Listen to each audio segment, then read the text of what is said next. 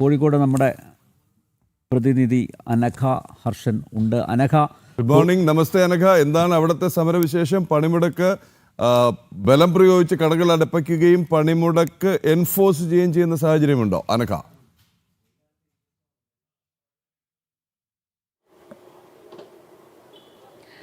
പ്രദീപ് പിള്ള, അനിൽ നമ്പ്യാർ, നമ്മളിപ്പോൾ നിൽക്കുന്നത് കോഴിക്കോട് പുതിയ ബസ് സ്റ്റാൻഡ് പരിസരത്താണ്. സാധാരണ ഈ സമയത്തൊക്കെ പുതിയ ബസ് സ്റ്റാൻഡ് പരിസരത്ത് വലിയ ജനത്തിരക്കുള്ളൊരു സ്ഥലമാണ്. സ്കൂളിലേക്കും കോളേജുകളിലേക്കും ഓഫീസിലേക്കും ഒക്കെ പോകാനുള്ള ആളുകളുടെ ഒരു നീണ്ട നിര ഈ കോഴിക്കോട് പുതിയ ബസ് സ്റ്റാൻഡ് പരിസരത്ത് ഉണ്ടാകാറുണ്ട്. പക്ഷേ ഇന്ന് പതിവിൽ നിന്ന് വിപരീതമായി ഈ പുതിയ ബസ് സ്റ്റാൻഡ് പരിസരത്ത് നിന്ന് ഒരു ബസ് പോലും സർവീസ് നടത്തിയിട്ടില്ല എന്നുള്ളതാണ്. രാവിലെയൊക്കെ തന്നെ ഇവിടേക്ക് ആളുകൾ എത്തിയിരുന്നു, വിവിധ സ്ഥലങ്ങളിലേക്ക് പോകാനുള്ളവർ. പക്ഷെ അവർക്കൊന്നും ഇവിടെ ബസ് സർവീസ് നടത്താത്തത് കൊണ്ട് മടങ്ങിപ്പോകുന്ന ഒരു സാഹചര്യം ആണ് ഉണ്ടായിട്ടുള്ളത്. മാത്രമല്ല ഈ പ്രദേശത്തുള്ള കടകളൊന്നും തന്നെ തുറക്കുന്ന ഒരു സാഹചര്യവും ഉണ്ടായിട്ടില്ല എന്നുള്ളതാണ്. എന്തായാലും ഈ സമയം ഏകദേശം 7 മണി കഴിഞ്ഞിട്ടുണ്ട്. പക്ഷെ ഇവിടെ ആരും ഇത്തരത്തിൽ ബസ് സർവീസ് നടത്താത്തതും ഈ കടകൾ തുറക്കാത്തതും ഒക്കെ തന്നെ ഈ സമരത്തോട് ഏതെങ്കിലും തരത്തിൽ അനുകൂലിച്ച് അല്ല എന്നുള്ളതാണ്. കാരണം ഇന്നലെയൊക്കെ തന്നെ വലിയ നിർദ്ദേശം CITUവിൻ്റെയും ഒക്കെ ഭാഗത്തു നിന്നുണ്ടായിരുന്നു. കടകൾ തുറക്കരുത്, അതുപോലെ തന്നെ സർവീസ് നടത്തരുത് എന്നതടക്കമുള്ള കാര്യങ്ങളുണ്ട്. ഇപ്പോൾ ഇവിടെ ചേട്ടാ എവിടേക്ക് പോവാനാ? ബാലുശ്ശേരി. ഇപ്പോൾ ഒറ്റ ബസ് ഈ സർവീസ് ഇവിടെ നിന്ന് നടത്തിയിട്ടില്ല. ഇനി എങ്ങനെ പോകുന്ന? KSRTCയും ഒരു സർവീസും നടത്തുന്നില്ല. ഇല്ല, നടത്തുന്നില്ല. ഇനി ആരെയും ബൈക്കെറ്റാൻ വരുമോ നോക്കി നിൽക്കുക. 22 കിലോമീറ്റർ അപ്പുറം എത്തണം. ചേട്ടാ എവിടുന്നാ വരുന്നേ? ഇവിടെ സെക്യൂരിറ്റി ആയിട്ട് പോയി നൈറ്റ് കഴിഞ്ഞ് വരിക. എന്തായാലും വീട്ടിലെത്തിയേ പറ്റുള്ളൂ. വീട്ടിലെത്തിയേ പറ്റൂ. വലിയ ഇന്ന് എന്തിനാ പണിമുടക്കുന്നൊക്കെ അറിയാവോ? അറിയാം. പക്ഷെ അത് വലിയ രീതിയിൽ കഷ്ടമാണ്. KSRTC ഉണ്ടാവും, രാവിലെ ഉണ്ടാവുമെന്ന് വിചാരിച്ചു. KSRTC ഇല്ല, ഒന്നുമില്ല. ഒക്കെ പെട്ടെന്ന് നിർത്തി. സാധാരണക്കാരനെ സംബന്ധിച്ച് വലിയ ബുദ്ധിമുട്ടാണ്. ഇവിടുന്ന് ഓട്ടോ വിളിച്ചു പോകണമെങ്കിൽ ഒരു 1000 റുപ്യ വേണം അടുത്താണെങ്കിൽ. ചേട്ടൻ ഏകദേശം 1 മണിക്കൂറിലധികം ഇവിടെ നിൽക്കും. 1 മണിക്കൂറിലധികം.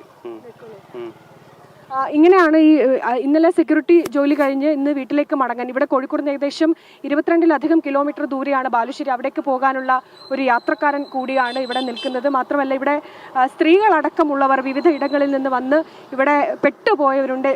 മാഡം എവിടെ നിന്നാണ് വരുന്നത്? ചെന്നൈ. ഇന്നിങ്ങനെ ഇവിടെ പണിമുടക്കാണെന്നൊക്കെ അറിയായിരുന്നു? അറിയൂല. KSRTCയും സർവീസ് നടത്തുന്നില്ല, സ്വകാര്യ ബസ്സും സർവീസ് നടത്തില്ല. വരുന്നുണ്ട്. വലിയ ബുദ്ധിമുട്ടായല്ലേ? ശരിക്കും ബുദ്ധിമുട്ടായി. ഇവിടെ വന്നിങ്ങനെ നിൽക്കല്ലേ. ഞാൻ ഇപ്പൊ ഇവിടെ വന്നാലാണ് ഇത് പണിമുടക്കാന്ന് പറഞ്ഞത്. പിന്നെ വേഗം വണ്ടി വരാൻ പറഞ്ഞത്. സ്വകാര്യ വണ്ടി വിളിച്ചു? സ്വകാര്യ വണ്ടി അല്ല, വീട്ടിൽ നിന്ന് വണ്ടി വരിക, ബൈക്ക് വരിക. സാധാരണക്കാരിങ്ങനെ സ്ത്രീകളെയൊക്കെ സംബന്ധിച്ച് ഏകദേശം 1 മണിക്കൂറിലധികം ഇവിടെ നിൽക്കുന്നത്. വലിയ ബുദ്ധിമുട്ടാണ്. അത് തന്നെയാണ് ഇവിടെയുള്ള സാധാരണക്കാരായിട്ടുള്ള ആളുകൾക്ക് പറയാനുള്ളത്. വലിയ കഷ്ടമാണ്, വലിയ ബുദ്ധിമുട്ടാണ്. ദൂരസ്ഥലങ്ങളിൽ നിന്നൊക്കെ ഈ വിവരം അറിയാതെ എത്തുന്ന ആളുകളൊക്കെ ഉണ്ട്. ഇന്നലെ കോഴിക്കോടിന്റെ വ്യാപാര തലസ്ഥാനമായിട്ടുള്ള വലിയങ്ങാടി, ഈ വലിയങ്ങാടിയിൽ നമ്മൾ ചെന്ന സമയത്ത് വലിയങ്ങാടിയിലെ വ്യാപാരികൾ മുഴുവൻ പറഞ്ഞത് തങ്ങൾ കടകൾ തുറക്കില്ല എന്നുള്ളതാണ്. അത് എന്തിനാണ് ഈ സമരം എന്ന് ചോദിച്ച സമയത്ത് അത് തങ്ങൾക്കറിയില്ല. പക്ഷേ CITU അടക്കമുള്ള തൊഴിലാളി സംഘടനകൾ പറഞ്ഞത് കടകൾ തുറക്കരുത് എന്നുള്ളൊരു കർശന നിർദ്ദേശം അവരുടെ ഭാഗത്ത് നിന്നുണ്ടായിട്ടുണ്ട്. അതുകൊണ്ടാണ് തുറക്കാത്തത്. ഏതെങ്കിലും തരത്തിൽ തങ്ങൾ കടകൾ തുറന്നാൽ അത് അടപ്പിക്കും, വലിയ നാശനഷ്ടം ഉണ്ടാകും. അതുകൊണ്ട് കടകൾ തുറക്കുന്നില്ല എന്നാണ് പറയുന്നത്. അതായത് ഏതെങ്കിലും തരത്തിൽ ഈ കടകൾ അടച്ചിടുന്നതും ബസ് സർവീസ് നടത്താത്തതും ഒന്നും തന്നെ സമരത്തോട് അനുകൂലിച്ചല്ല, ഭയം കൊണ്ടാണ് എന്നുള്ളതാണ്. അതുപോലെ തന്നെ ഇന്നലെ ഇവിടെ ഉണ്ടായിരുന്ന മറ്റൊരാൾ പറഞ്ഞതനുസരിച്ചാണ് ഇവർ ഇത്തരത്തിൽ CITUവും ഒക്കെ അക്രമ രാഷ്ട്രീയത്തിന്റെ വക്താക്കളാണ്, അതുകൊണ്ട് തന്നെ തങ്ങൾക്ക് ഭയമാണ് എന്ന് ചില തൊഴിലാളി നേതാക്കളും ചില വ്യാപാരികളും തൊഴിലാളികളും ഒക്കെ പറയുന്ന സാഹചര്യം പോലും ഉണ്ടായിട്ടുണ്ട്. എന്തായാലും ഈ സമയത്ത് പോലും ഇവിടെ നിന്ന് ഒരു സ്വകാര്യ ബസ്സും സർവീസ് നടത്തിയിട്ടില്ല. അതുപോലെ KSRTC ബസ്സും സർവീസ് നടത്തുന്നില്ല. ജനജീവിതം അക്ഷരാർത്ഥത്തിൽ ദുസ്സഹമാകുന്ന കാഴ്ചയാണ് കോഴിക്കോടിനെ സംബന്ധിച്ച് ഉണ്ടാകുന്നത്. പ്രദീപ് പിള്ള, അനിൽ നമ്പ്യാർ. അവിടെ എത്തിച്ചേർന്ന് പലരും അറിയുന്നു പോലുമില്ല. അതിനും യുവതി അവിടെ നിൽക്കുന്നു. ഇനി ഏട്ടൻ വന്നിട്ട് കൂട്ടിക്കൊണ്ടു പോകുന്നു. ഇനി ഏട്ടൻ വരുമ്പോൾ ഏട്ടൻ്റെ തലക്കടിക്കുകയും കല്ലെടുത്തെറിയാതിരിക്കുക ചെയ്താൽ മതി, പണിമുടക്ക് പ്രഖ്യാപിച്ചുകൊണ്ട്. ഒട്ടനവധി പ്രതികരണങ്ങൾ വരുന്നുണ്ട്. എല്ലാ പ്രിയപ്പെട്ട പ്രേക്ഷകർക്കും നമസ്തേ, എല്ലാവരുടെയും നമസ്തേ കാണുന്നുണ്ട്. അൽനമ്പ്യാർക്കും പ്രദീപ് പിള്ളയ്ക്കും ഒക്കെ. അജിത് ഭാസ്കറുണ്ട്, സദാനന്ദൻ നെടുനിലമുണ്ട്, സന്ദീപ് ജി ഉണ്ട്. പലരുടെയും അഭിപ്രായങ്ങൾ വന്നിട്ടുണ്ട്. ജനങ്ങൾ ജാഗ്രത പാലിക്കേണ്ട ദിവസമാണെന്ന് പറയുന്നു. ഹരിദാസ് കാണുന്നുണ്ട്. അധ്യാപകരുടെ പ്രശ്നം ആരും ചർച്ച ചെയ്യുന്നില്ല. സർക്കാർ പറഞ്ഞ യോഗ്യതയുണ്ടായിട്ട് ഇപ്പോൾ യോഗ്യത കൂടിപ്പോയി എന്ന കാരണമാണ് പറയുന്നത്. ശ്രദ്ധയിൽപ്പെട്ടു, റിപ്പോർട്ടർമാരോട് പറയാം. അതുപോലെ തന്നെ ഒരുപാട് പ്രതികരണങ്ങൾ വരുന്നുണ്ട്.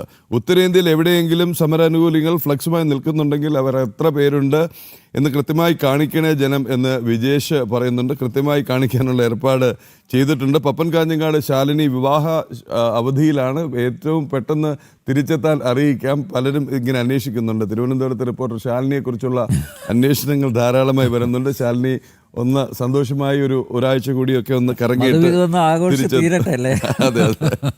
സുനിൽ മാത്തൂർ നമസ്തേ, എല്ലാവരുടെയും പ്രതികരണം കാണുന്നുണ്ട്. ഉഷേച്ചി കണ്ടു, രവീന്ദ്രൻ TK, എല്ലാ പ്രിയപ്പെട്ട പ്രേക്ഷകരും രാവിലെ തന്നെയുണ്ട്. രാജൻ പ്രസാദ്, രാജൻ ചെങ്ങാട്ട് എല്ലാവരും എത്തിയിട്ടുണ്ട്. എന്തായാലും നമുക്കിപ്പോൾ ഒരു ചെറിയ ഇടവേളയുണ്ട്. അതിനുശേഷം മറ്റ് ഇടങ്ങളിൽ നിന്നുള്ള റിപ്പോർട്ടുകൾ വരേണ്ടതുണ്ട്. നമുക്കിനി വളരെ വിശേഷപ്പെട്ട ഒരു വാർത്ത ഡൽഹിയിൽ നിന്ന് വരാനുണ്ട്. തലസ്ഥാനത്തെ ജൈത്രയാത്രയുടെ ആ വിജയ തിലകമണിഞ്ഞ് മേയർ VV രാജേഷും ഡെപ്യൂട്ടി മേയർ ആശാനാഥും അടങ്ങുന്ന BJP കൗൺസിലർമാരുടെ സംഘം പ്രധാന സേവകനെ കാണുന്നു. BJP ദേശീയ അധ്യക്ഷൻ നിതിൻ നബീനെ കണ്ടു. സ്വീകരണം അല്ലേ, വമ്പൻ സ്വീകരണം. റെയിൽവേ സ്റ്റേഷൻ തുടങ്ങി വമ്പൻ സ്വീകരണം. മലയാളത്തിലടക്കം ഫ്ലെക്സും ബോർഡും എല്ലാം അടക്കമുള്ള സ്വീകരണം മന്ത്രി ജോർജ് കുര്യന്റെ ഔദ്യോഗിക വസതിയിലായിരുന്നു ഇന്നലെ വൈകിട്ട്. അതെ,